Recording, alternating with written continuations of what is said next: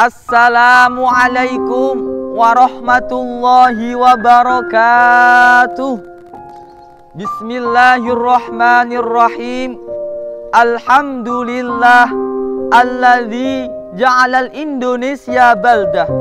Wassalatu wassalamu ala khairi khalqillah Sayyidina Muhammad ibn Abdillah la nabiyya ba'dah. Amma ba'du. Dewan Hakim yang arif dan bijaksana, yang dimuliakan oleh Allah Subhanahu wa Ta'ala.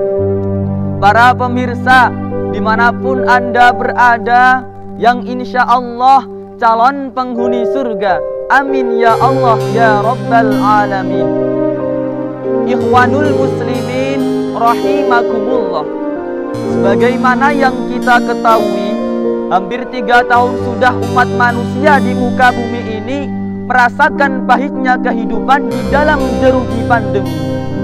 Baik umat muslim maupun umat Kristen, baik umat Hindu, Buddha ataupun Konghucu, semuanya merasakan dampak yang ditimbulkan oleh COVID-19. Mulai dari sektor kesehatan, sektor pendidikan, keagamaan, hingga perekonomian yang tersendat dan bahkan diambang pintu kehancuran.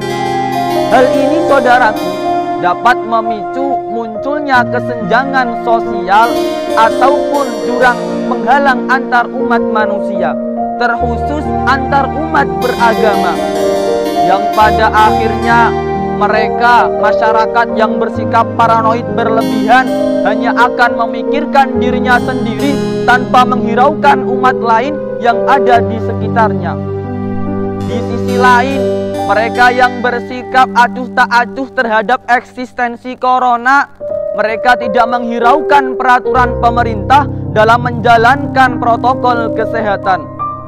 Lalu, apa yang harus kita lakukan agar persatuan dan kesatuan tetap terjalin walaupun dalam jeruji wabah yang tak kunjung usai ini? Jawabannya adalah senada dan seirama isi pantun berikut ini. Pergi ke pasar beli terasi, perginya pagi-pagi. Dengan bermoderasi, terjalinlah persatuan yang hakiki walau dalam jeruji pandemi. Ikhwanul muslimin rahimakumullah.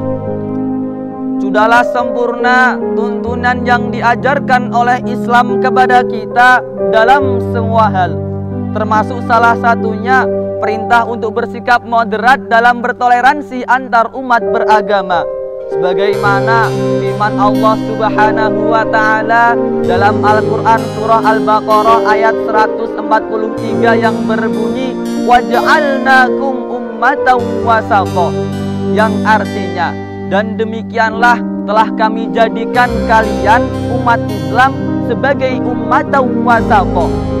Adapun makna ummatan wasata sebagaimana yang dijelaskan oleh Al-Imam Ibnu Jarir At-Tabari dalam kitab tafsirnya At-Tabari juz 2 halaman 7 menyebutkan bahwasanya umat Islam merupakan umat pertengahan, yakni bersikap adil dan seimbang dalam beragama. Tidak terlalu condong ke kanan hingga menyebabkan fanatisme yang berlebihan terhadap Islam sehingga menimbulkan paham-paham ekstremisme, menimbulkan paham-paham radikalisme. Bukan pula saudaraku bersikap terlalu condong ke kiri hingga menyebabkan pola pikir yang berlebihan atau yang kita kenal dengan Islam liberal yang mencampur adukan urusan akidah agama. Sebagaimana yang kita ketahui, hal itu jelas-jelas dilarang oleh Allah Subhanahu wa Ta'ala, yang termaktub dalam Al-Quran surah Al-Kafirun ayat 1-7 tentang batasan dalam bertoleransi. Ikhwanul muslimin rahimakumullah. Pada dasarnya, agama Islam merupakan agama wasatiyah yang menghendaki bersikap moderat dalam beragama. Bersikap moderat tidaklah menjadikan diri kita tidak sungguh-sungguh dalam menjalankan syariat agama, akan tetapi saudaraku, Perlu kita ketahui, justru dengan bersikap moderatlah eksistensi Islam sebagai ad-dinus salam, penebar kedamaian, dapat terrealisasikan dengan jelas. Dengan demikian, saudaraku, dapat kita ambil pelajaran bahwasanya agama Islam tidak menghendaki umatnya untuk berseteru, baik dengan alam maupun dengan umat manusia. Sebagaimana hadis Rasulullah yang diriwayatkan oleh Imam At-Tirmidzi yang berbunyi, irhamu man fil ardi yarhamkum man fis sama, yang artinya sayangilah orang-orang yang ada di bumi, niscaya yang ada di langit akan menyayangimu sekalian. Ikhwanul muslimin rahimakumullah. Oleh karena itu, yuk kita bersama-sama menjunjung rasa persaudaraan antar manusia, yakni ukhuwah basyariyah. Kita bersama-sama tingkatkan ukhuwah wataniyah antar sesama warga negara Indonesia. Insya Allah, dengan cara-cara itulah bangsa tercinta ini, bangsa Indonesia, nantinya dapat menjadi bangsa yang kuat, bangsa yang hebat, serta bangsa yang bermartabat. Amin ya Allah ya Rabbal Alamin.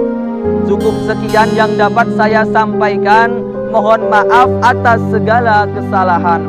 Jikalau pedang melukai tubuh, masih ada harapan untuk sembuh. Namun saudaraku, jikalau lisan telah melukai hati, entah kemana obat yang harus kita cari. Ihdinas siratal mustaqim. Tsummassalamu alaikum warahmatullahi wabarakatuh.